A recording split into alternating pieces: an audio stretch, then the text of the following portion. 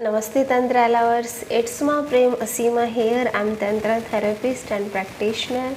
I'm spiritual healer too. I'm from Kerala. आज का विषय है sexuality. Sexuality learn to respond. Sexuality हमें बताती है कि कैसे हम उसको रिस्पॉन्ड करें, कैसे हम उसको जवाब दें. Sexuality and sexual desire are not to be treated as sin.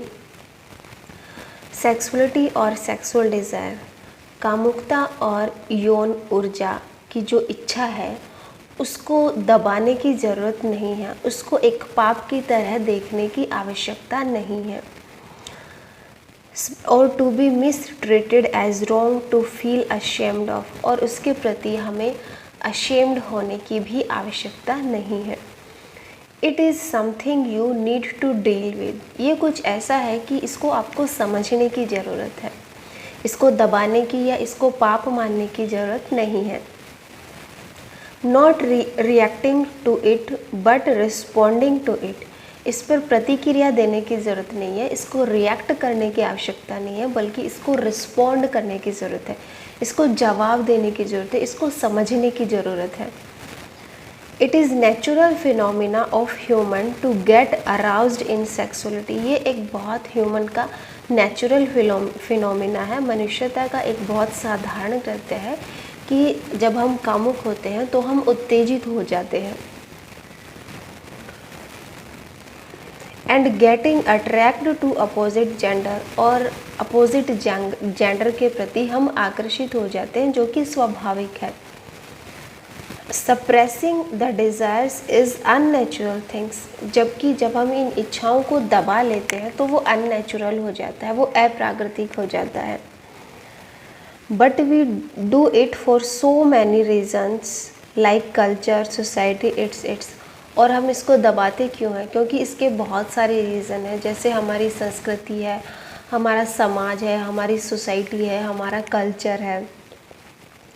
But body doesn't know all this. But हमारा जो शरीर है, हमारा जो स्वभाव है, हमारा जो नेचर है, वो इन सब चीज़ों को नहीं जानता ना, हमारी संस्कृति को और हमारी सभ्यता को. As I told, sexual desire is something we need to deal with, something similar to sleep or hunger, thirst, etc. जैसे कि मैंने बताया कि सेक्सुअलिटी को हमें रिएक्ट नहीं करना है, प्रतिक्रिया नहीं देनी है, इसको रिस्पॉन्ड देना है, इसको जवाब देना है. ये कुछ ऐसे ही है जैसे कि हमारी स्लीप है, जैसे कि हमारी नींद है, जैसे कि हमारी भूख है. These are physical needs of body by nature. ये सब का सब हमारी शारीरिक ज़रूरतें हैं जो हमें प्रकृति प्रदत्त है, जो हमें प्रकृति ने दी हैं. It's not something we choose by choice. ये कुछ ऐसा नहीं है कि हमने खुद चुन लिया हो, इसमें हमारी चॉइस नहीं चलती. अगर हमें भूख लगती है तो लगती है, अगर हमें नींद आती है तो आती है. ये एक नेचुरल प्रोसेस है. ये कुछ ऐसा नहीं है कि हमने जानबूझकर अपनी नींद को या अपनी भूख को चुना हो.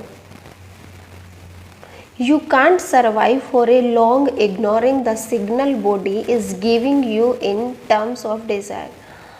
और ये कुछ ऐसा नहीं है कि जो हमारा नेचुरल फिनोमिना है, अगर हम उसको लंबे समय तक दबाते जाए, उसको हम सप्रेस नहीं कर सकते, हम उसको दबा नहीं सकते, क्योंकि जो नेचुरल चीज़ें हैं वो नेचुरल ही हैं, वो प्राकृतिक ही हैं.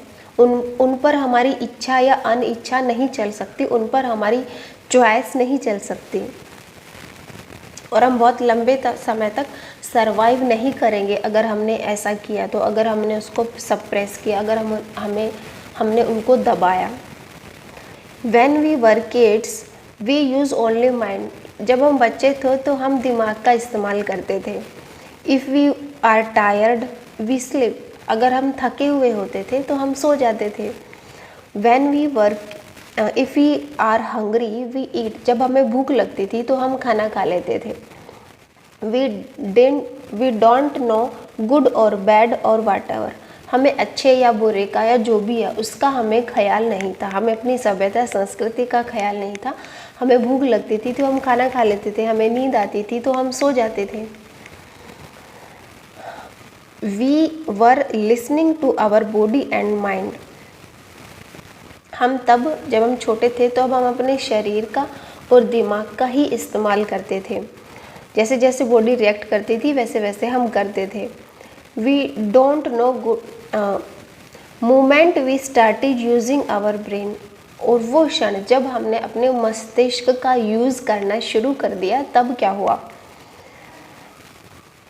The body and mind got spoiled, तब हमारा जो शरीर है, हमारी जो बॉडी है और हमारा जो दिमाग है वो दोनों ही बर्बाद हो गए जब से हमने अपने मस्तिष्क की सुननी शुरू कर दी। Moment we started using our brain, the body and mind got spoiled. Brain doesn't allow body and mind to do what they wish to do, क्योंकि हमारा जो मस्तिष्क है वो हमारे शरीर को और हमारे दिमाग को ये अलाउ नहीं करता, ये स्वीकृति नहीं देता जो वो करना चाहता है। Tell me explain with example, ये एग्जाम्पल के थ्रू मैं आपको एक्सप्लेन करती हूँ। Imagine what happens when you are hungry, you are fond of food. क्या हो जब हमें भूख लगी हो और हम खाने के शौकीन हो।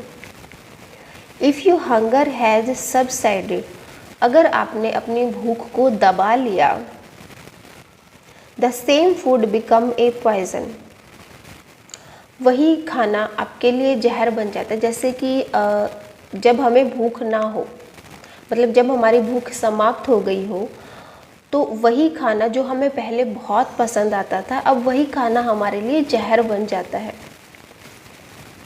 You start reciting the same food which you were loving few while एगो, वही खाना जो हमें जब भूख लगने पर बहुत ज़्यादा पसंद आता था, अब जब हमें भूख नहीं है तो वही खाना अगर हमारे सामने परोसा जाए तो क्या होगा?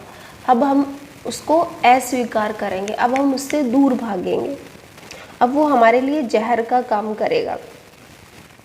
You can eat beyond your hunger, हाँ कभी कभी ऐसा भी होता है कि हम भूख ना हो तब भी हम खाना खा लेते हैं।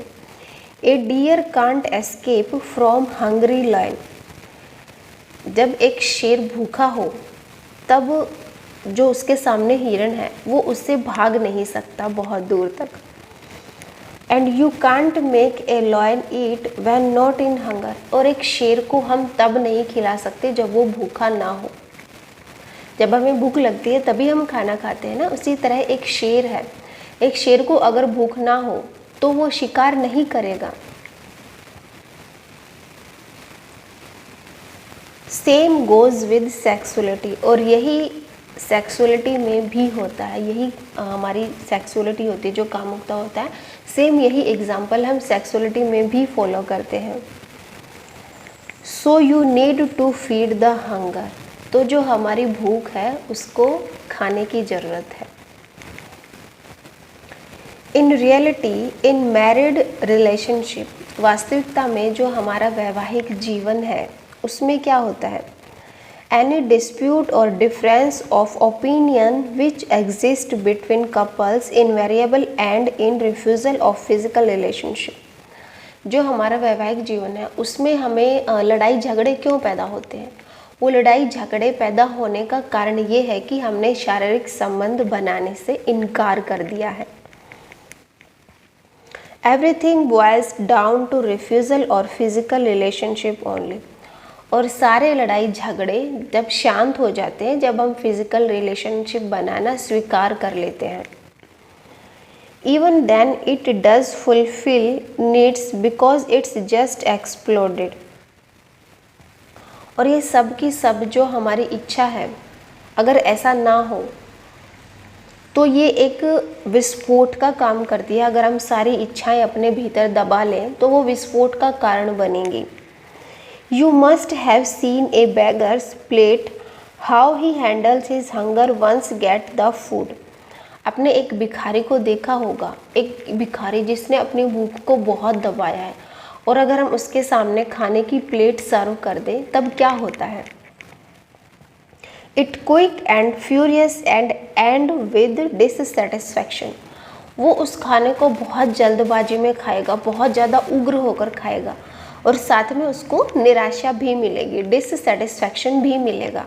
अब डिससेटिस्फैक्शन क्यों मिल रहा है यहाँ पे? उसके भीतर जो उग्र रूप हुआ है, जो एक्सपोर्ट हुआ है, जो भीतर हुआ है, वो सब क्यों हुआ है? क्योंकि उसने अपनी इच्छा को दबाया है, भूख को उसने दबाया है, इसलिए उसके भीतर इतना ज़्यादा विस्फोट हुआ है कि उसको संतुष्टि नहीं मिल रही खाने में। Looking for better and better, जब हम खुद के लिए बेहतर और बेहतर देखना शुरू कर देते हैं, someone becomes in victim similar to the deers। तो बहुत बार ऐसा होता है कि एक विक्टिम को पैदा होना पड़ता है, एक शिकार को पैदा होना पड़ता है, एक हिरण की तरह। Which becomes victim to lion, जो कि शेर का शिकार होता है। सेम ये चीज़ें एक बलात्कारी के ऊपर भी लागू होती हैं। जब वो एक बलात्कारी बलात्कार क्यों करता है? क्योंकि उसने अपनी सेक्सुअलिटी को भीतर दबाया है। तब कोई ना कोई तो एक हिरण की तरह होगा ना, शिकारी बनेगा ना उसका शिकार। तो किसी ना किसी का तो वो बलात्कार करेगा, कोई ना कोई तो हिरण की तरह होगा उसके जीवन में। किसी ना किसी को तो हिरण बनना पड़ेगा, किसी ना किसी को तो शिकारी बनना पड़ेगा। क्यों? क्योंकि उस बलात्कारी ने अपनी सेक्सुअलिटी को दबाया है और वो एक विस्फोट की तरह बाहर निकल कर आती है। So the point what I am trying to drive here is not suppress sexuality and sexual desire। तो यहाँ पर जो समझने का मुद्दा है, जो मेन पॉइंट है, वो ये है कि हमें अपनी सेक्सुअलिटी को और सेक्सुअल डिज़ायर को, हमें अपनी कामुकता को और अपनी यौन इच्छाओं को दबाना नहीं है। डोंट प्रायोरिटाइज योर इमोशंस, हमें अपने इमोशंस को, हमें अपने भावों को प्राथमिकता नहीं देनी है ओवर सेक्सुअल लाइफ। जब हमारी सेक्सुअल नीड हो, जब हमारी सेक्सुअल लाइफ हो, तो उस पर हमें अपने भावों को प्राथमिकता नहीं देनी है, क्योंकि भाव एक अलग मैटर है, हमारी सेक्सुअलिटी एक अलग मैटर है। उन दोनों को मिक्स नहीं करना है। अगर हमारी सेक्सुअल इच्छा पैदा हो रही है तो वहाँ पर हमें अपने भावों को प्राथमिकता नहीं देनी है। It is going to penalize your directly and indirectly also the other people in the society। और अगर हम ऐसा करेंगे तो डायरेक्टली और इनडायरेक्टली हम खुद को भी नुकसान पहुंचाएंगे और हम अपनी सोसाइटी के लिए भी खतरनाक होंगे। जैसे कि एक बलात्कारी हमारी सोसाइटी के लिए खतरनाक होता है, क्योंकि जब वो अपनी इच्छाओं को दबा लेता है तो उसके भीतर एक्सप्लोड होता है, तो उसके भीतर विस्फोट होता है, तो वो कहीं ना कहीं व्यक्तियों को अपना शिकार बनाने की फिराक में रहता है और बनाता भी है। तो इससे उस खुद बलात्कारी का भी नुकसान होता है, क्योंकि उसको सेटिस्फैक्शन भी नहीं मिलती, वो एक विक्टिम की तरह भी हो जाता है और वो सोसाइटी के लिए भी खतरनाक होता है। तो कभी भी अपनी सेक्सुअलिटी को दबाना नहीं है। Once you accept to respond to desire, एक बार जब हम अपनी डिज़ायर को, अपनी इच्छाओं को जवाब देना शुरू कर देते हैं, then tantra can help you, तब तंत्रा आपकी हेल्प करता है, you to make it enjoyable, कि वो आपको एन्जॉयबल बना सके, आपकी जो सेक्सुअलिटी है उसको आनंददायक बना सके, ब्लिसफुल, और वो आपको आशीर्वाद के रूप में एक डिवाइन की तरह आपकी सेक्सुअलिटी को सेलिब्रेट कर सके।